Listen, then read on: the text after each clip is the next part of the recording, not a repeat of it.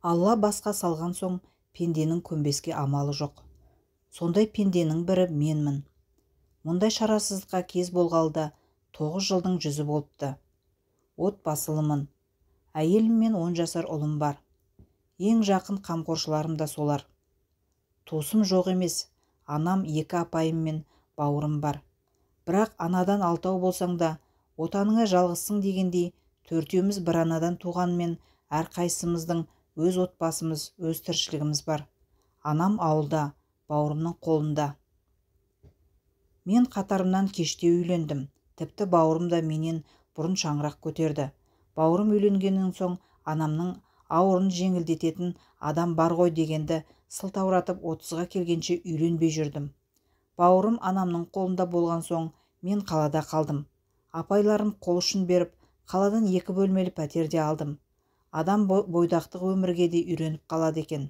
Пәтер алған соң апайларым үйлен деп қоймады. Содан үйленуге бел байладым. Өзім қатарлы қыздар арасынан ұнаған ешкім болмады. Оған қоса апайларым да жастау қызалы сыйластықтарың жақсы болады деп қоймады. Сөйтіп жүргенде жоғарғы оқу орнынан жаңа тәмамдаған бір бойжеткенмен таныстым.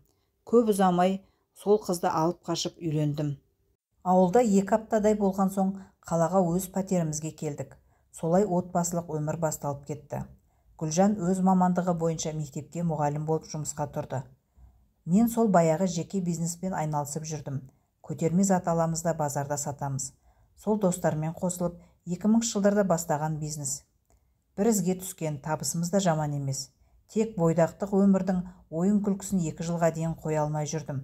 Алғаш үйленген жылы үйге түн ортасында келу деген көп болатын. Үйге қонбаған кездер де аз болмады. Бірақ Гүлжан соның бәріне шыдап бақты. Ол үшін жарым айтар алғысым шексіз.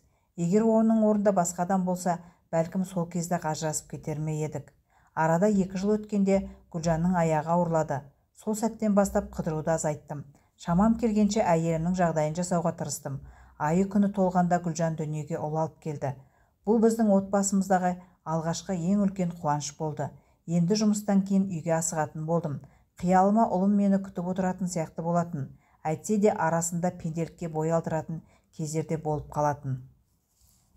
Ол кезде ұлым 11 айлық. 1 айдан кейін бірге толуын тойлаймыз деп жоспарлап жүргенбіз. Бірақ адамның айтқаны болсын ба, жаз мезгілі болатын. Анам Нұрдәулетті сағындым деген соң Гүлжан екеуін 2-3 күнге ауылға апарып тастадым. Қалада жігіттер бас қосатын болып келіскен соң, ауылда көп бөгелмей қайта қалаға тарттым. Қалаға таяғанда кеш түсіп қалған. Не болғаны белгісіз кенет қарсы келе жатқан жүк көлігі менің жолыма шығып соқтығыстық. Одан әргісі маған қараңғы. Есімді 3 күннен кейін ауруханада жидым. Қолым ептеп қимылдайтын секілді, бірақ аяғымды сезбедім. Кейін білдім, бел омыртқаға зақым келіпті. Соның салдарынан белден төмен жан жоқ. 2 айдан кейін ауруханадан мүгедектер арбасына таңылып шықтым. Міне солай арбада отырғаныма 9-шы жыл. Бастапқы кезде өз-өзіммен жынданып, болмашы нәрсеге айқай шығаратынмын. Тіпті өз-өзіме қол жұмсамақ болған кезімде болды. Бірақ адам бәріне де көндігеді екен. Мен де көндім. Гүлжанның арқасы десем де болады. Ол бәріне төзді. Бар күйгелектігімді көтерді. Жұмысына да, үй шаруасына да үлгереді. Бизнестегі достарым да алғысыма шексіз. Әлі күнге сенің үлесің деп ай сайын ақша келіп тастайды. Әрине бұрынғыдай мол болмаса да біршама көмек. Әйтпесе менің болмашы жәрдемақым мен мұғалімнің жалақысына күн кешу жеңіл емес еді. Соңғы кезде мені бір ой мазалап жүр. Гүлжанның бойынан бір өзгеріс байқағандаймын. Біреуді тапты ма екен деген қызғаныш ішімді мысықша тырналап жүр.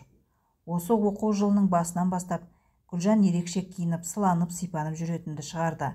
Сөйтсем Гүлжанды мектепте оқу ісінің меңгерушісі етіп тағайындапты. Бірақ ол жайлы маған 2 айдан кейін ғана айтты.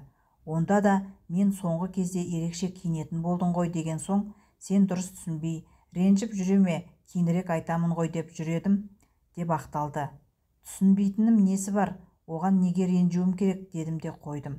Бірақ осы бір әңгімеден кейін көңілімде күдік пайда болды. Көп ұзамай күдігім еселене түсті. Өйткені сол әңгімеден кейін Гүлжан жиналыс болды, комиссия келді деген секілді сылтаулармен жиі-жиі жұмыстан кеш қайтатынды шығарды. Жаңа жыл қарсаңында болған ұжымдық кештен таң ата келді. Неге кеш келдің, мейрамханалар бір-екіден кейін жұмысын тоқтатушы еді ғой деп едім. Мейрамханадан кейін қыздармен директор апайдың үйінде отырдық деді. Шынымды айтсам, Гүлжанның осы сөзіне сенгенім жоқ. Бірақ менің көзіме шөп салғанын жүргеніне дәлелім жоқ. Жаңа жыл мерекесінен кейін Гүлжан жұмыстан кеш қайтуды сиреткен болатын. Содан да болар көңілдегі күдік те сейіле бастаған еді. Алайда ол көпке бармады. Осы 8 наурыз мерекесінен кейін Гүлжанның бриллиант көзді жүзік тағып алғанын байқап қалдым. Көрініп тұр, арзан емес. Сұрап едім, өзім сатып алдым деді. Неге маған айтпадың деген сауалыма тағы да ақшаны құрттың деп ренжіме деп ойладым деді. Көмейіме бірдеңе тығылды да одан әрі сөйлеуге шыдамым жетпей кері бұрылып кеттім. Оған қоса соңғы кезде Гүлжан біреумен телефон арқылы жарқылдап сөйлескенін байқаймын.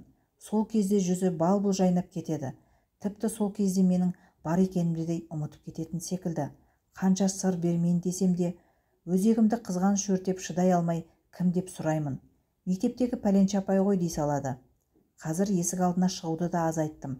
Елдің бәрі маған мүсіркеп қарайтын сияқты көрінеді. Бар алданышым ұлым. Гүлжан жазатын қағазым көбейіп кетті деп үнемі оқшауланып басқа бөлмеде отыратынды шығарды.